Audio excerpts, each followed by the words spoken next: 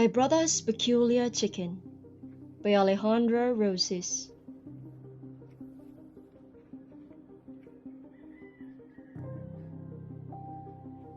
My brother Kiko once had a very peculiar chicken.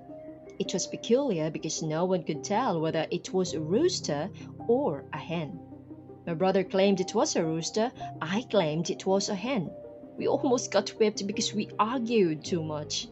The whole question began early one morning. Kiko and I were driving the chickens from the cornfield. The corn had just been planted and the chickens were scratching the seeds out for food. Suddenly, we heard the rapid flapping of wings. We turned in the direction of the sound and saw two chickens fighting in the far end of the field. We could not see the birds clearly as they were lunging at each other in a whirlwind of feathers and dust. "Look at that rooster fight," my brother said, pointing exactly at one of the chickens. "Why, if I had a rooster like that, I could get rich in the cockpits." "Let's go and catch it," I suggested. "No, you stay here.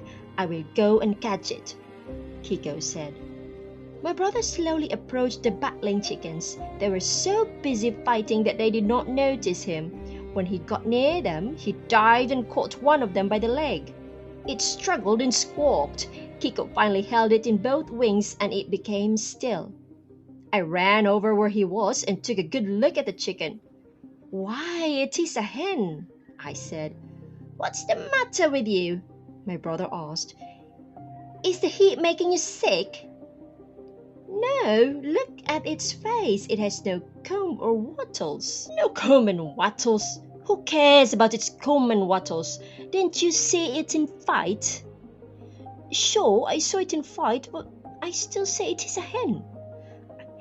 Did you ever see a hen with spurs and its legs like these? Or a hen with a tail like this?" I don't care about its spurs or tail. I tell you, it is a hen." "Why, look at it." The argument went on in the fields the whole morning. At noon, we went to eat lunch. We argued about it on the way home. When we arrived at our house, Kiko tied the chicken to a peg. The chicken flapped its wings and then crowed. "There! Did you hear that?" my brother exclaimed triumphantly.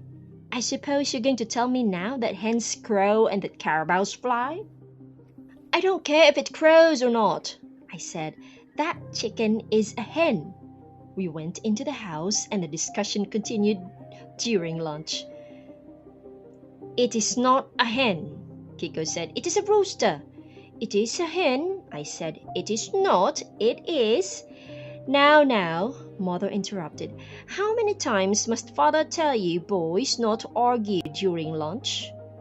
"What is the argument about this time?" We told Mother and she went out. "Look at the chicken." "That chicken," she said, "is a binabae. It is a rooster that looks like a hen."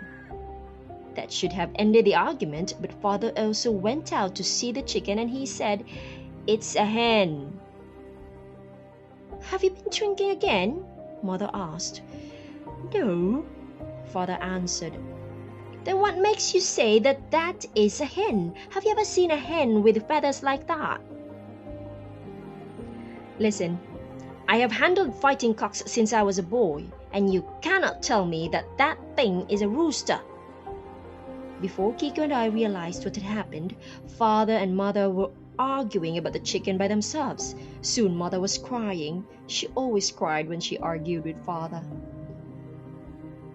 "You know very well that that is a rooster," she said. "You are just being mean and stubborn." "I am sorry," Father said, "but I know a hen when I see one." "I know who can settle this question," my brother said. "Who?" I asked. "The Teniente del Barrio, chief of the village." The chief was the oldest man in the village. That did not mean that he was the wisest, but anything always carried more weight if it is said by a man with gray hair. So my brother untied the chicken and we took it to the chief. "Is this a male or a female chicken?" Kiko asked. "That is question that should concern only another chicken, the chief replied. My brother and I happen to have a special interest in this particular chicken. Please give us an answer. Just say yes or no. Is this a rooster? It does not look like any rooster I have ever seen, the chief said. Is it a hen then? I asked. It does not look like any hen I have ever seen. No, that could not be a chicken. I have never seen like that. It must be a bird of some other kind. Oh, what's the use? Kiko said, and we walked away. Well, what should we do now? I said. I know that. Let's go to town and see Mr. Cruz. He would know. Mr. Eduardo Cruz lived in a nearby town of Katubusan. He had studied poultry raising at the University of the Philippines. He owned and operated the largest poultry business in town. We took the chicken to his office. Mr. Cruz, Kiko said, is this a hen or a rooster? Mr. Cruz looked at the bird curiously and then said, I don't know. I couldn't tell in one look. I have never run across a chicken like this before. Well, is there any way you can tell? Why, sure. Look at the feathers on its back. If the feathers are round, then it's a hen. If they are pointed, it's a rooster. The three of us examined the feathers closely. It had both. Very peculiar, said Mr. Cruz. Is there any other way you can tell? I could kill it and examine its insides. No, I don't want it killed, my brother said. I took the rooster in my arms and we walked back to the barrio. Kiko was silent most of the way. Then he said, I know how I can prove to you that this is a rooster. How? I asked. Would you agree that this is a rooster if I make it fight in the cockpit and it wins? If this hen of yours can beat a gamecock, I will believe anything, I said. All right, he said. We'll take it to the cockpit this Sunday. So that Sunday, we took the chicken to the cockpit. Kiko looked around for a suitable opponent. He finally picked a red rooster. Don't match your hen against that red rooster, I told him. That red rooster is not a native chicken. It is from Texas. I don't care where it came from, my brother said. My rooster will kill it. Don't be a fool, I said. That red rooster is a killer. It has killed more chickens than a fox. There is no rooster in this town that can stand against it. Pick a lesser rooster. My brother would not listen. The match was made and the birds were ready for the killing. Sharp steel gobs were tied to their left legs. Everyone wanted to bet on the red gamecock. The fight was brief. Both birds were released in the center of the arena. They circled around once and then faced each other.